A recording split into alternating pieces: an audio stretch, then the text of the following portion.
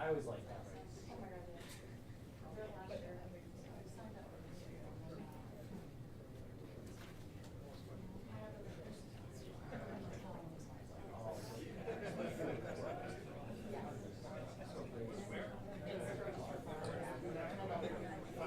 Can I jump in front for a sec? For it.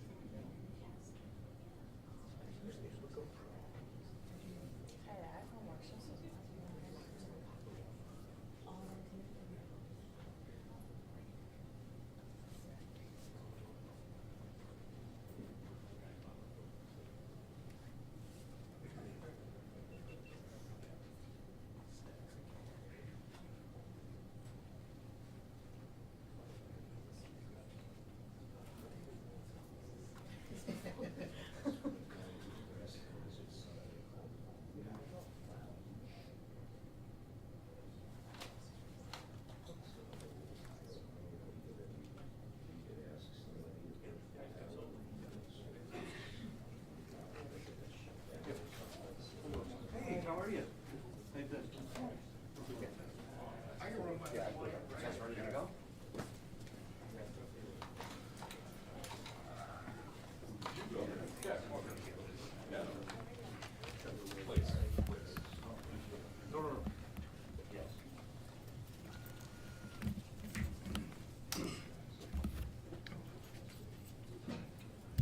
We have everyone?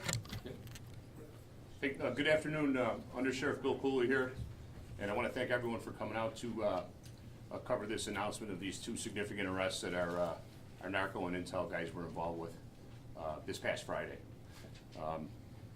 It kind of shines a light on our ongoing efforts to thwart narcotics activity and the corresponding misery and violence that goes along with it.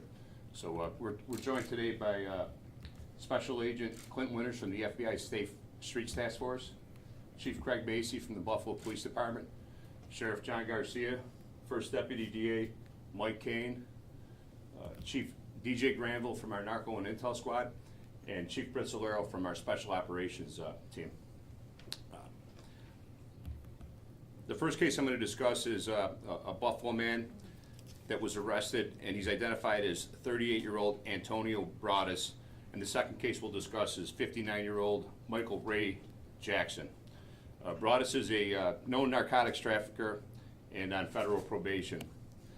And on Friday, he was spotted on Jefferson Avenue where he appeared to be engaged in suspicious activity.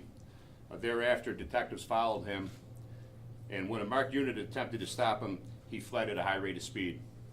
Eventually, he stopped in the vicinity of Sycamore and Walnut Street, and in close proximity to that stop, detectives found a quantity of crack cocaine. We believe that he discarded this crack cocaine as he was being pursued by the marked vehicle. Thereafter, a search warrant application was filed and was signed by the Honorable Judge Savage, which authorized the search of his address at 513 High Street. During the execution of the search warrant, detectives recovered a half kilogram of cocaine, a Glock pistol with an extended magazine that was equipped with a switch which renders the pistol fully automatic. And also they recovered an AK-47 style pistol and an AR-15. All of these weapons were loaded. Video evidence was recovered from the scene at the search warrant that demonstrates possession of this contraband and these weapons. The second arrest was unrelated to a large extent, except for as our detectives were clearing 513 High Street, they observed a gentleman that they've been interested in for quite a while. And with that, Chief Granville, you directed that detectives respond over to 45 Cayuga? That's correct. Which is Michael Ray Jackson's girlfriend's place. And our detectives were in possession of information that he may be storing large quantities of crack cocaine there, or cocaine. So thereafter, they began the surveillance of 45 Cayuga. Michael Ray Jackson pulls up at that address, goes inside the house, and he leaves, prompting our detectives to follow him. They followed him for quite a while, and eventually they get him pulled over. His registration was suspended and his driver's license had been revoked. During that stop, he's in possession of about 5 ounces of crack cocaine. Detective, once again, they pursued a search warrant seeking authorization to search 45 Cayuga, and in doing so, they recovered about 3/4 of a kilogram of cocaine. So, again, that search warrant was signed by Judge Peter Savage. Interestingly enough, Cheektowaga PD recently investigated an armed home invasion at that 45 Cayuga address. It's correct, yeah. I'm sorry, Buffalo PD, but that's evidence that we probably weren't the only ones that were in possession of this information, that there was large quantities of cocaine there. So with that, I'll turn it over to Sheriff Garcia for some comments. Thank you. Thank you, Under Sheriff Cooley, and another job well done by our narcotics team. A very talented team led by Chief DJ Granville. Thank you, Chief, very much. Always a pleasure working with our partners at Buffalo Police, which are led by Chief Macy, that's here today, and Commissioner Gramalia, and our partners at FBI Safe Streets. Thank you very much, Special Agent Winters, and welcome to Buffalo, Special Agent in charge, Margaret. Again, here we are talking about these drug dealers peddling poison onto the streets of Buffalo and Erie County, killing people at a highest rate ever. Last year we had nearly 300 overdose deaths. Today what we see here, I'm going to call it the trinity of drug dealers, which is poisonous, illegal drugs, illegal weapons, and cash. These guys are armed with fully automatic weapons. And as the undersheriff said, there was a instance where other people were interested in this address, which they probably knew there were drugs and money there. So we will continue to go after the drug dealers. We don't care, if this just makes a small dent. The way I look at it as sheriff is this is saving lives, be it the illegal firearms, be it all the crack cocaine and cocaine that is later mixed with fentanyl. If it saves 2 lives, that's a well done job. So we will continue to go after the drug dealers and help our community stay safe. It goes to show you the firepower that the drug dealers have to protect their territory. And fully automatic pistol and AR-15s. It is my pleasure to introduce our great partner in law enforcement, First Deputy District Attorney Michael Kane. It's been a pleasure working with you, sir, and hopefully we will continue doing so. Thank you, Sheriff. And thank you all for being here. These cases, while technically I suppose unrelated, deal with a similar problem that the sheriff just touched upon, and I can just tell you what's going to take place from here. Mr. Brus was the 38-year-old man who had the weapons as well as the A1 level cocaine. And when I say A1, that's a felony that's going to, if he's convicted of that crime, he is going to be looking at a minimum of 15 years to life to a maximum of 25 years to life. So that is the most serious crime we have in New York State, that level felony. And Mr. Brus was arrested and arraigned. Well, he was arrested on Friday. He was arraigned in Buffalo City Court on Saturday morning, and he will be returning to court tomorrow. We're scheduled to run a felony hearing, and then after that point in time, we will continue our investigation and potentially put the case in front of Erie County Grand Jury. Mr. Brus was charged with a number of counts, again, the most serious of which was the A1 felony drugs. He was also charged with a B felony drug count with intent to sell the cocaine, and 2 counts of the criminal possession of a weapon in the 2nd degree.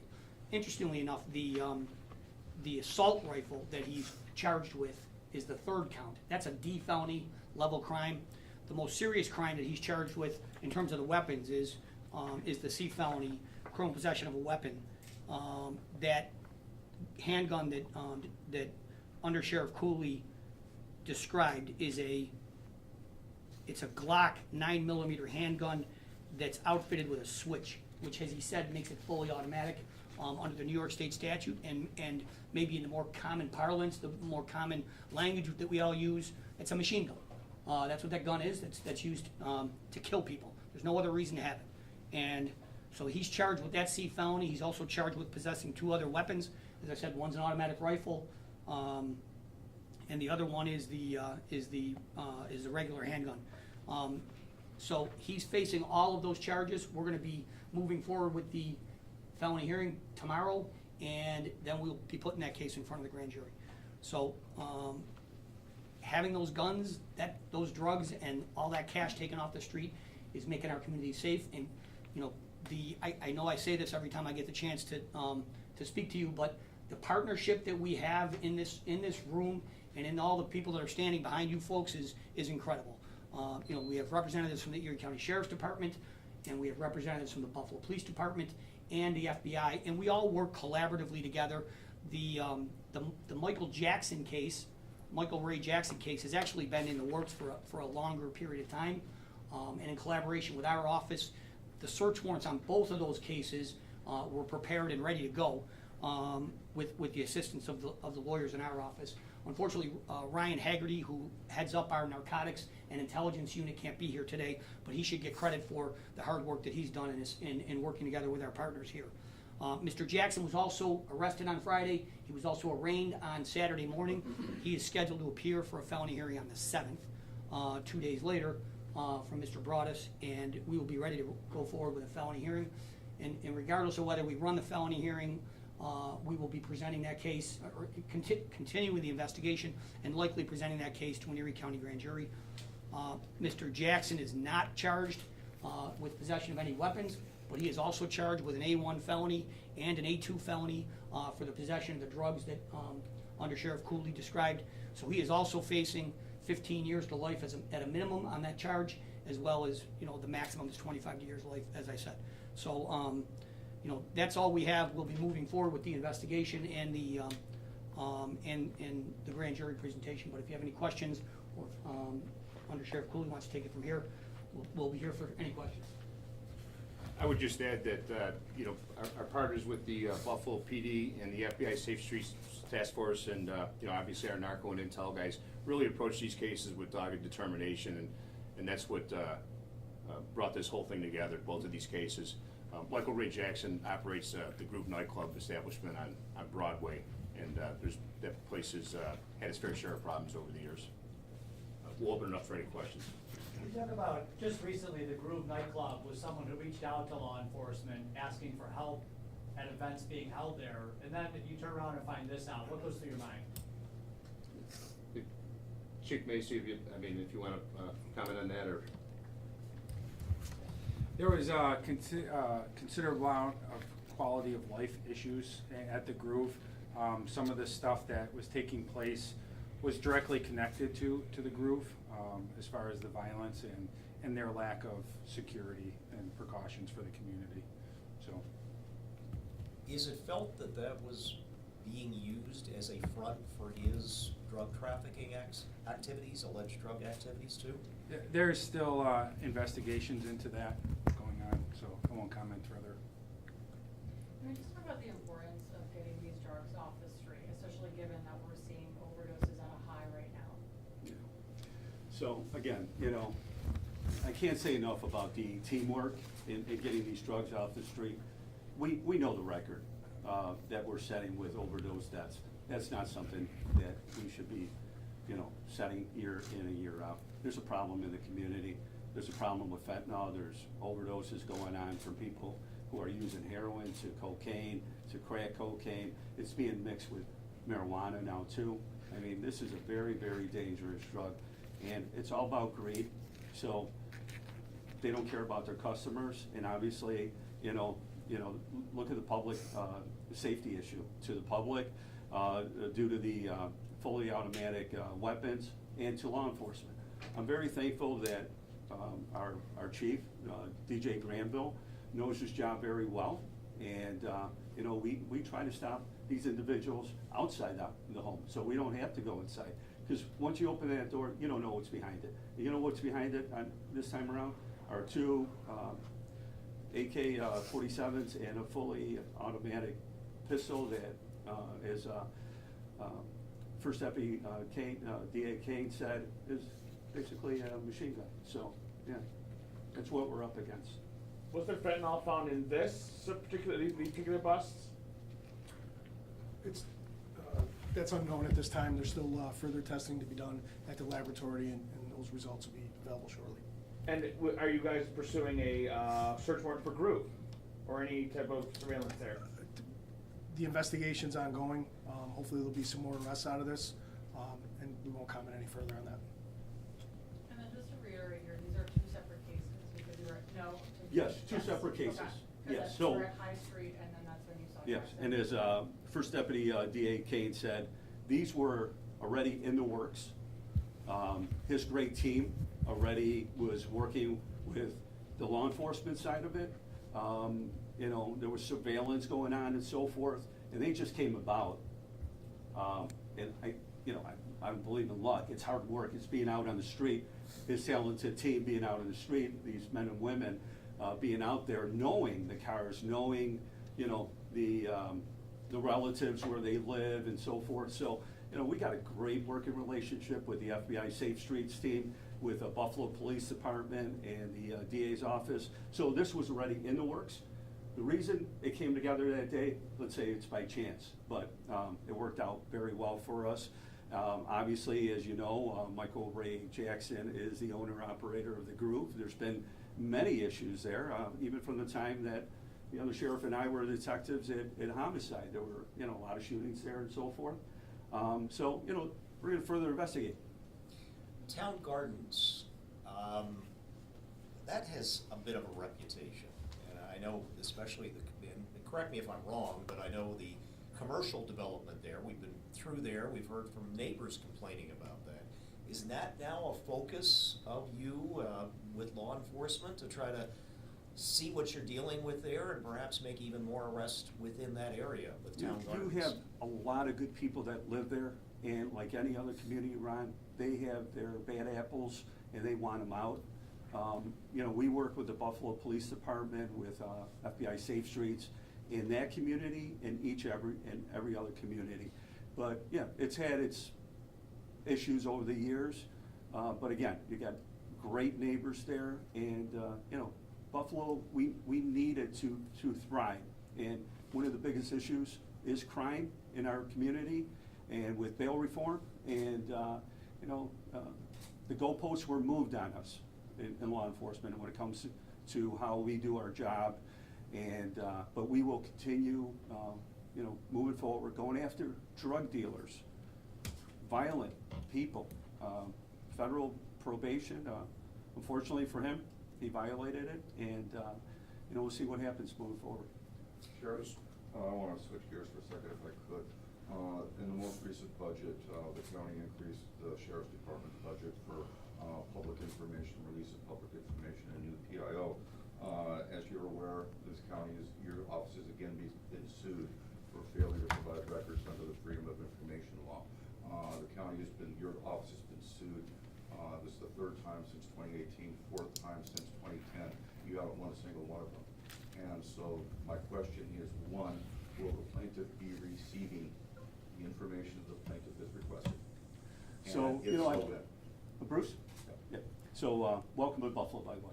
So we, you know, I gotta tell you, we have a public information, a Freedom of Information sergeant now that's dedicated to that.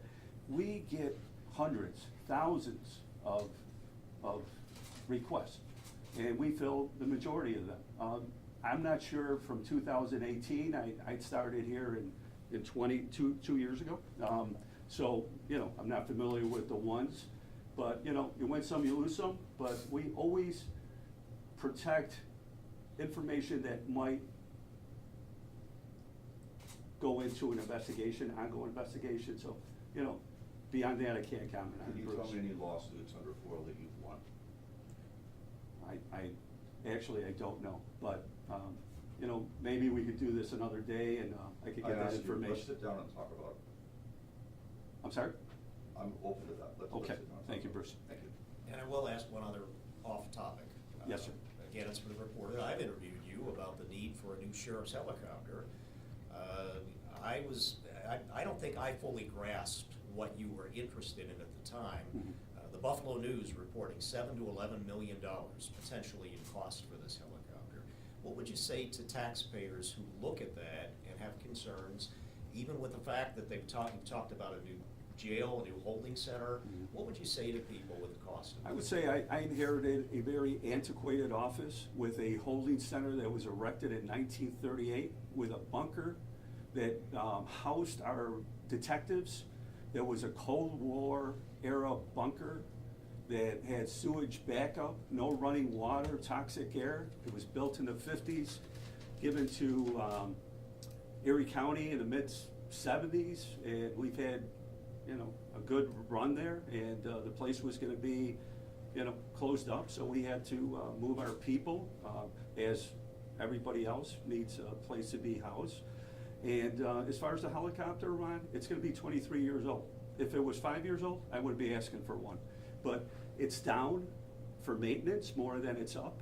So we have 90 miles of coastline in Erie County. We have a lot of drug surveillances. We can't do police pursuits because they're dangerous to the public and to law enforcement, but you know, we have to continue doing our law enforcement work.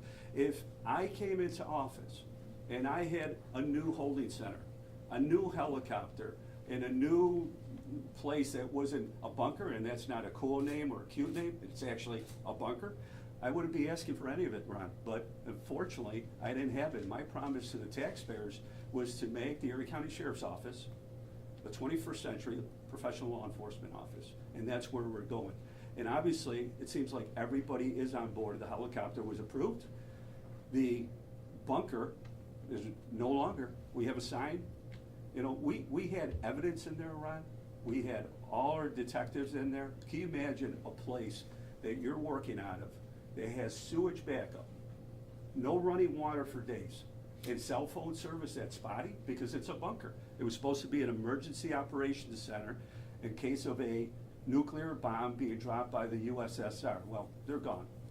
And the bunker's finally gone. And moving towards the a new holding center, we got 2 different facilities that are costing the taxpayers a ton of money. And we have shown that by consolidating into one newer facility, we'll save the taxpayers in excess of $20 million a year. We have security staff, we have correctional health, we have kitchens, we have maintenance, we have, you name it, we have it at 2 different facilities. We could do it under one and save a lot of money. Again, if we had newer facilities, Ron, I wouldn't be asking for them. Could Why drones did it do take the you job 5 more months to effectively, produce though? records on a Could helicopter? drones do the job more effectively than a helicopter?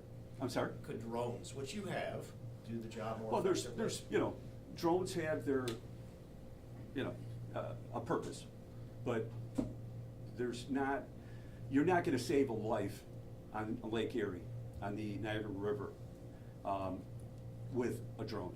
Why You're- did it take you nearly I'm 5 months so- to produce records two- on a 2 minutes, helicopter? I'm sorry.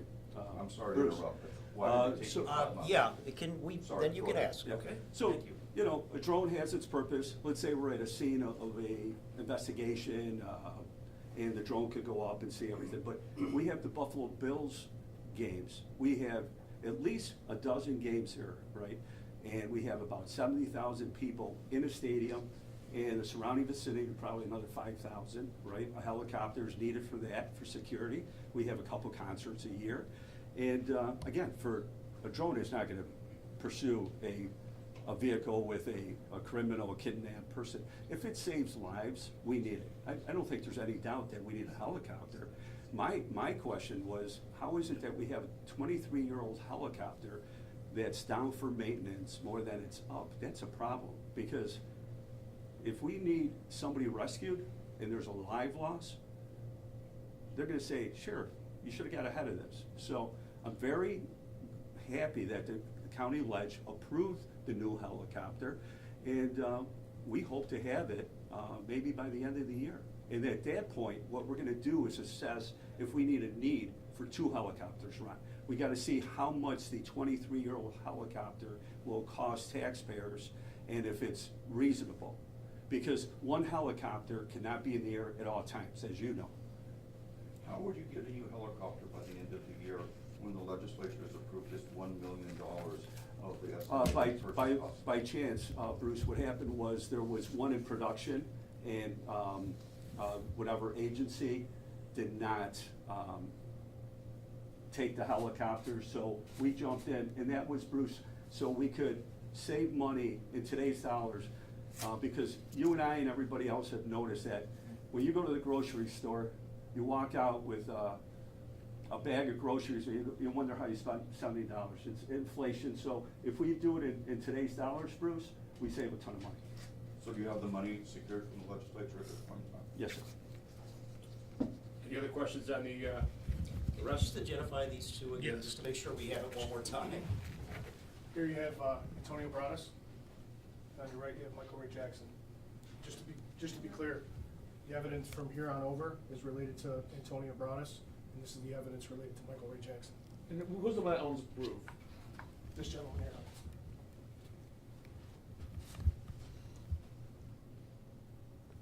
Thank you.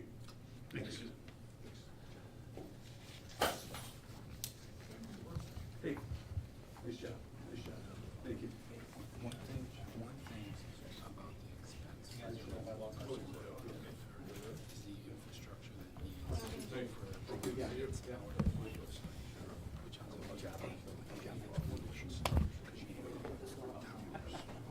Right, to be able to pay, right. So, well, no, not to be able to pay, but just to be able to let it fly. So if we want to have it fly out of our place or their place, you throw it up, it's almost a gold past like that.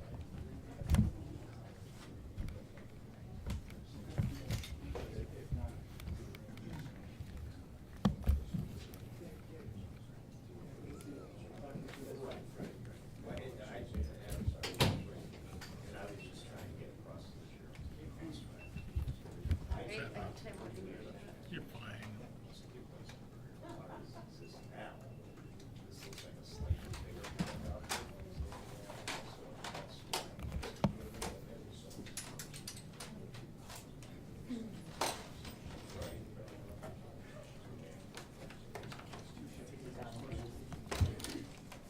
You guys want me to leave this light on or off? Leave it on for a second. No, no, if you could. yeah. I think Thank I want you. to get shots too, so yeah. I just didn't know if it was bothering you or not. No.